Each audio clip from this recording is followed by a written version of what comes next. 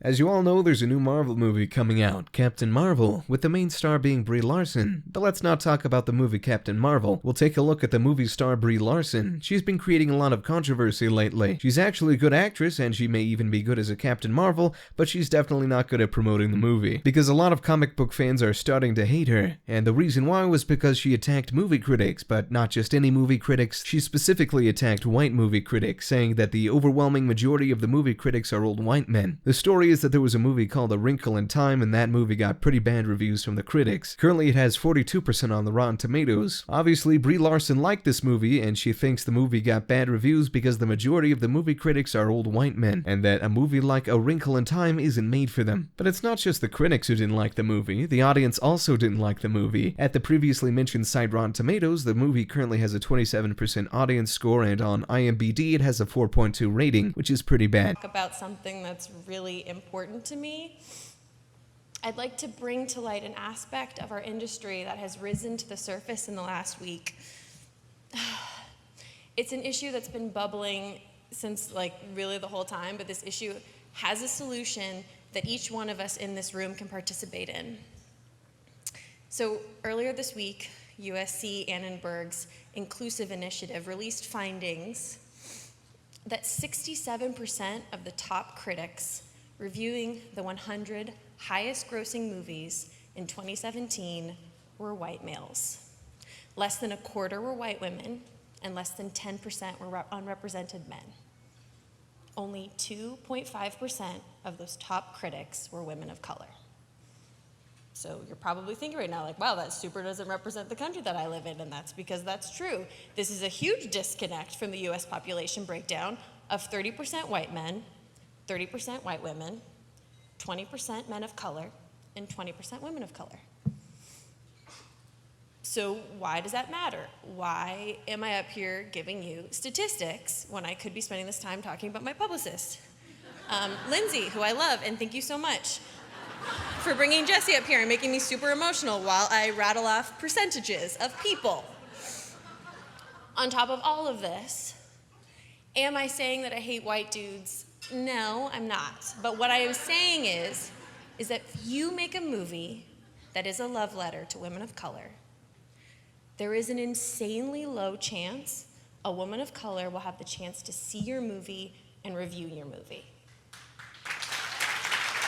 But that doesn't matter for Brie Larson, because in her mind, older white men can't enjoy certain movies, which is a pretty stupid thing to say, because saying that all white men are the same and that all white men enjoy the same thing, the same movies, is in all honesty a pretty racist thing to say. But that's what the modern left is all about, attacking the white men and blaming all the problems in the world on white men, calling for more diversity in all industries, which in reality just means less white men. But we'll see what kind of reviews Captain Marvel will get, because in the past we saw some movies with more leftist themes got really good reviews, even though these movies aren't that good. For example, movie Black Panther currently has a 97% on the Rotten Tomatoes, even though it was a pretty average comic book movie. The exact same thing can be said for movies like Wonder Woman, which again was an average comic book movie, but it had a feminist theme in it. It has a 93% on the Rotten Tomatoes, and it's the same with the female version of the movie Ghostbusters, which was a terribly unfunny comedy. It also has a pretty high rating of 74%.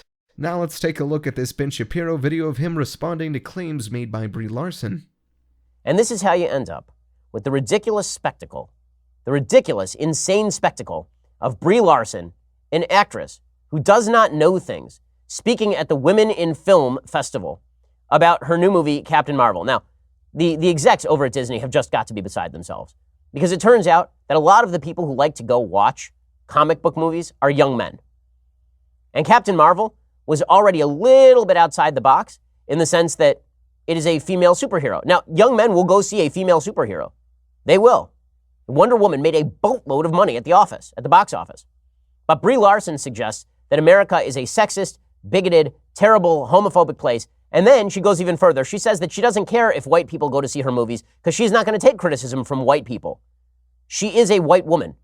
Here she is going off, again, backing the woke narrative. And what this is really meant to do, seriously, what this is meant to do is provide cover.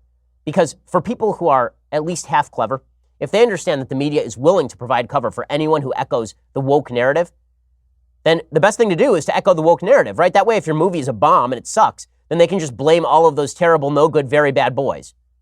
It's all those boys who wouldn't go see the movie because they were sexist. It's not that your movie was garbage. It's that these evil, terrible boys. It was.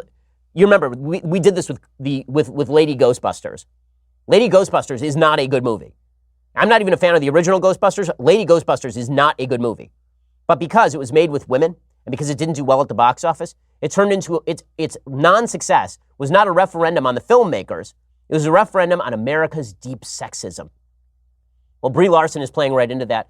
Here is Brie Larson actively alienating her chief audience so that I guess later she can claim that it's not her fault when the movie, if and when the movie bombs. Our industry has gone through a major growth. We are expanding to make films that better reflect the people that buy movie tickets, but they are not allowed enough chances to read public discourse on these films by the people that these films were made for. I do not need a 40-year-old white dude to tell me what didn't work for him about A Wrinkle in Time. It wasn't made for him. I want to know what that film meant to women of color, to biracial women, to teen women of color, to teens that are biracial. Oh, really? Who does she think buys tickets in this country? Does she think that that when Disney sunk $100 million into A Wrinkle in Time, that they were looking to actively alienate 40-year-old men, who, by the way, who do you think is bringing their daughters to these movies? It's a bunch of 40-year-old guys. And when I'm 40, my daughter is going to be 10. Okay, I'm going to be the one bringing her to movies with people like Brie Larson. Does she actually think that alienating people like me is going to be big box office? Of course not. She knows that. She's not completely dumb.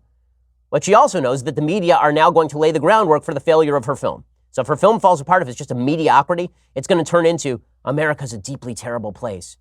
Now, what's hilariously unfalsifiable about this is that if Black Panther does unbelievable business, that is not proof that America is not racist. America is still racist even if Black Panther does a bajillion at the box office and gets nominated for Best Picture despite being, in my opinion, the fourth best comic book movie of the last year. America's still racist even if Black Panther does well. But if Captain Marvel fails, it'll be because of American sexism. Therefore, we need more women empowerment. Therefore, AOC. That's how this math works. It's ridiculous. It's insipid. America's a pretty wonderful place. And ignorance it should not be excused simply because the ignorant tends to support the woke narrative.